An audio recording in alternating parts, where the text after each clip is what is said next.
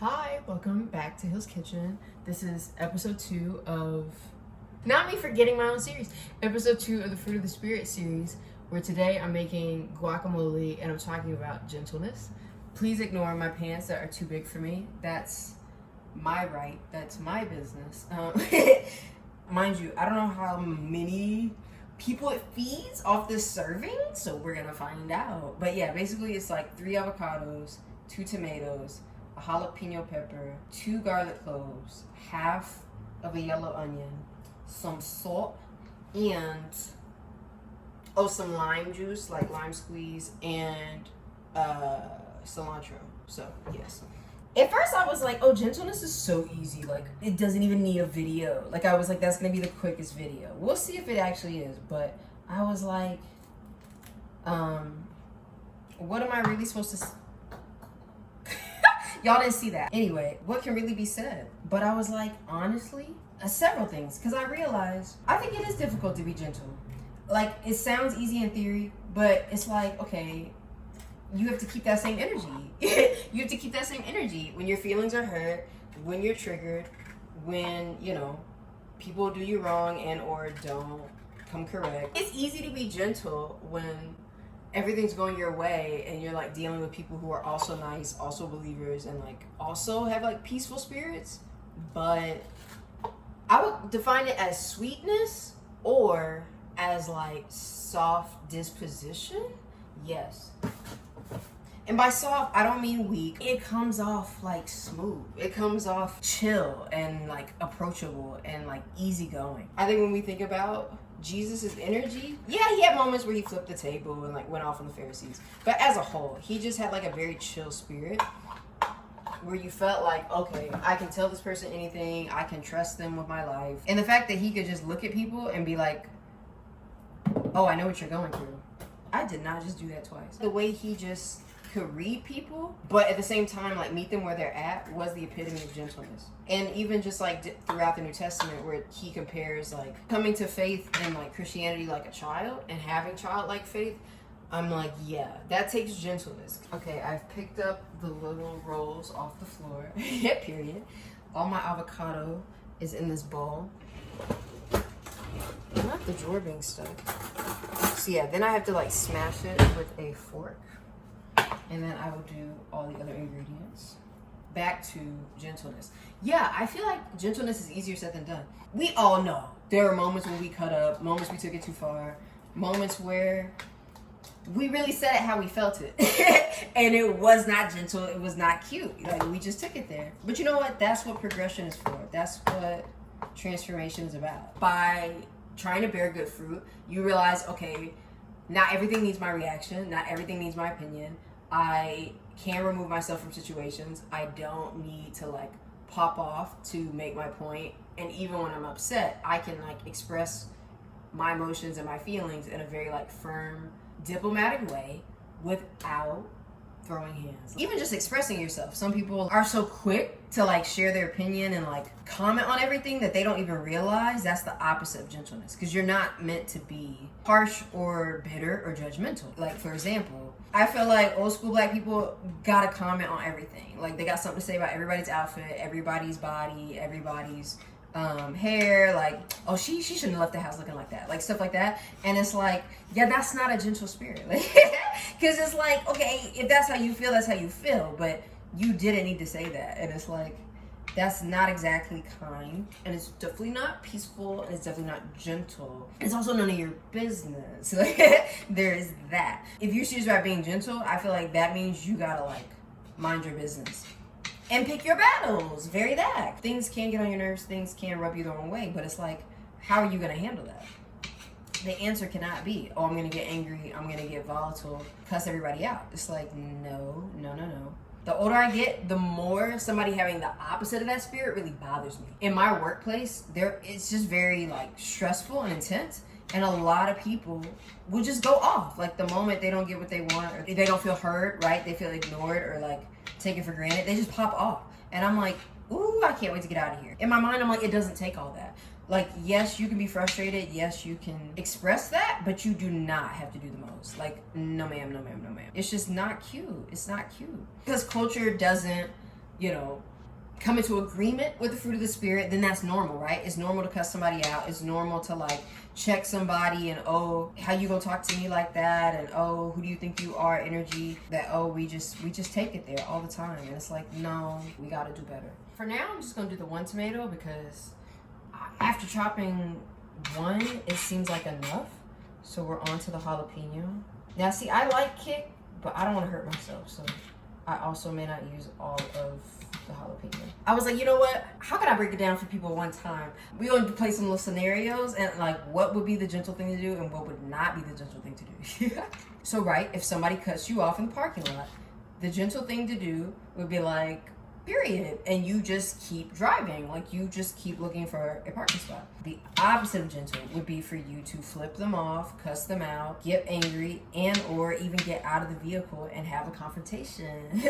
That would not be gentle. Somebody says something really offensive. The gentle thing to do would be like, hey, that's actually really inappropriate, like that's a slur, that's out of pocket, that is wrong for the following reasons. The opposite of that would be, again, you tussling, you taking it there because you're offended or because you know what they said was offensive. And right, the moment becomes more about that and the emotion as opposed to the right or wrong thing that they said. Third and final scenario. Ooh, this is a good one.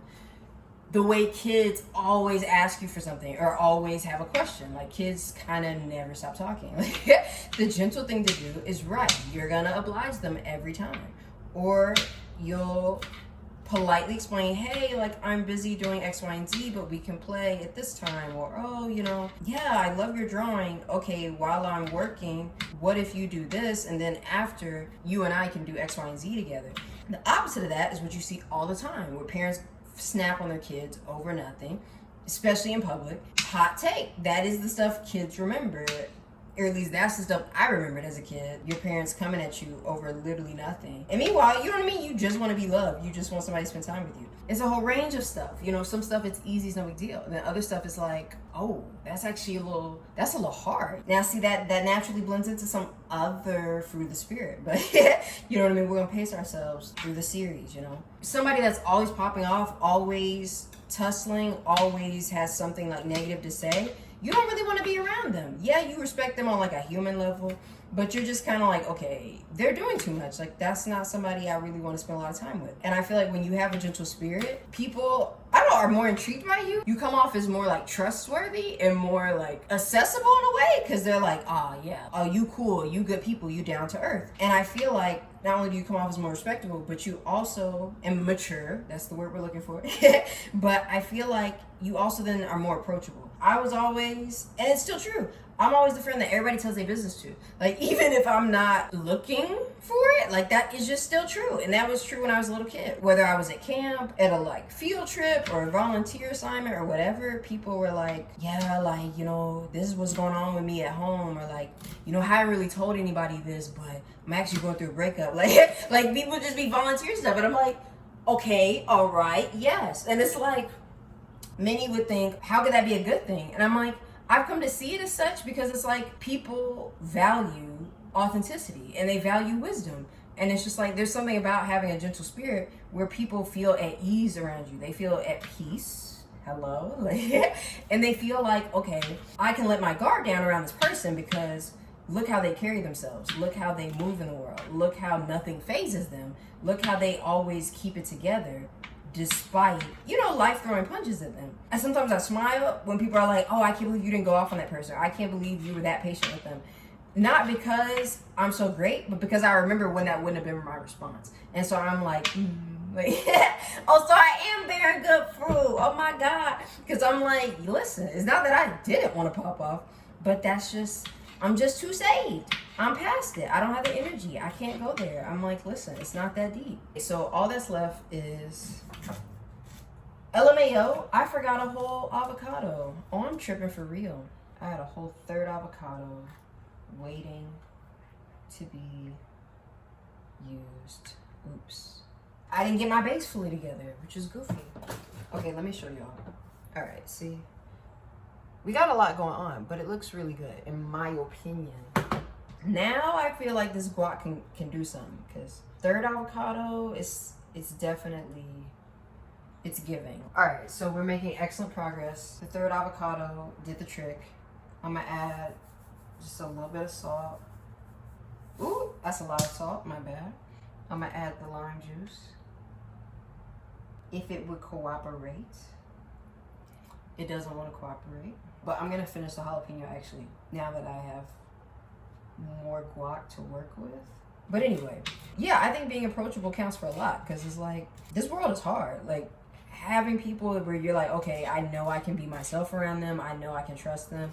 I know they are a safe space. That's a positive thing. Why would you not want to be that? Doesn't mean, you know, people take advantage of you. You let people walk all over you. But at the same time, it's like, right, you know how to hold your own. And you just move with class, with elegance, with poise, sophistication. You don't let anybody get you bent out of shape. And you just handle everything so gracefully. That's really what needs to be said. I think gentleness goes hand in hand with grace. I think if you practice having empathy and compassion, you don't feel the need to make a big deal about things, and you just let it go. Best example was a couple weeks ago.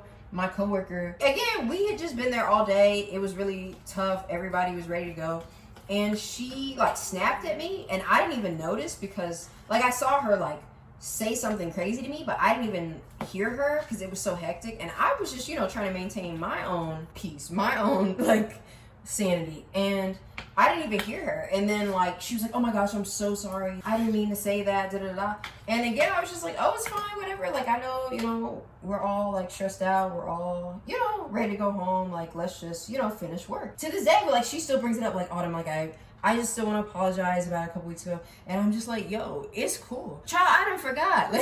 Like when you grown, you gotta have a short memory. You gotta let some stuff go. And so I'm like, not some stuff, a lot of stuff. So I'm just like, oh, whatever. For me, it's just an extension of grace and mercy. So why would I be mad at her because she said something crazy to me? Not to mention, I didn't even hear what she said. I truly had nothing to be offended about. But I think because, right, she knows, oh, that's not be at my best, and oh, that's not the kind of person I want to be. You know what I mean? She feels really convicted about it. I think if I had been like, how dare you talk to me that way, and like turned it into like a whole thing and been like, I never want to work with you again, and like, or if I had like cussed her out or something, I don't know, I feel like it would have made it worse. And I think because I was gentle and merciful, she almost still can't make peace with it, because I feel like she feels like, oh, you're supposed to be mad, you're supposed to like hate me over this. And in my mind, I'm like, nah, it's all good, let's move on. She wasn't prepared for that. But honestly, that's a good surprise. You know what I mean? Expecting people to hate you and or like hold offense towards you, and instead they're like, it's all good, and they truly have moved on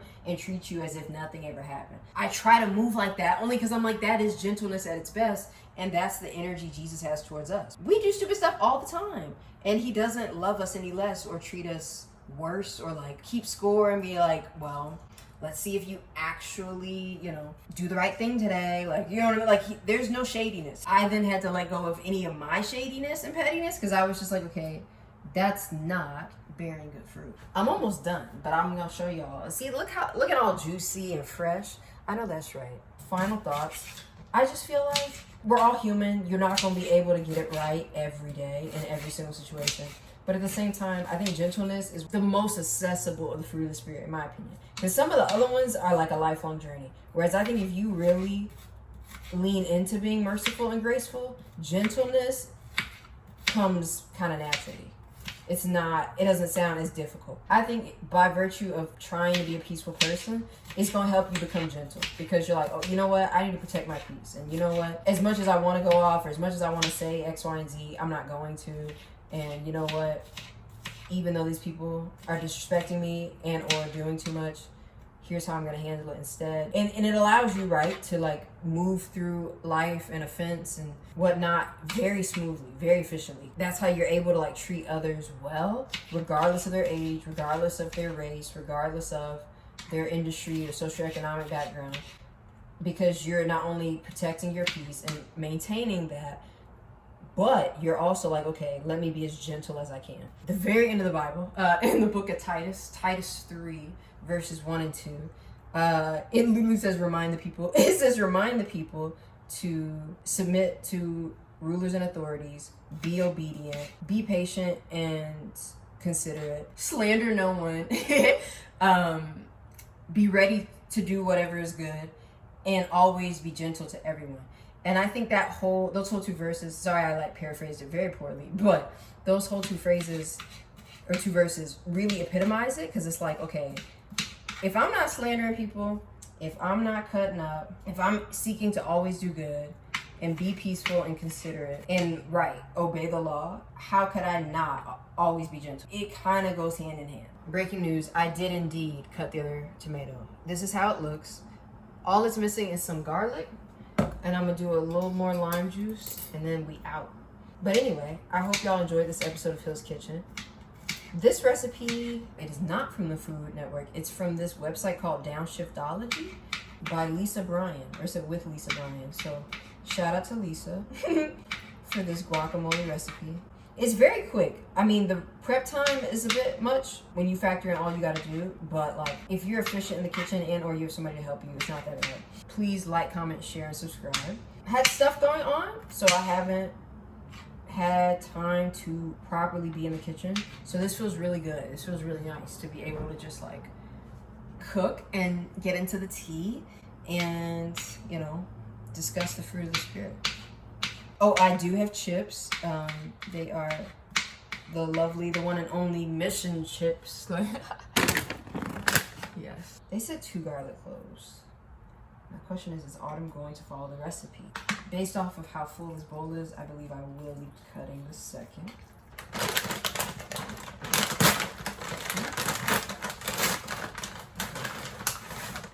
Moment of truth. It's the final product.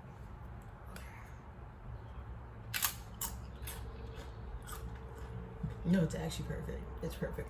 Thank you guys so much for watching. I'll see you next week. And yeah, bye.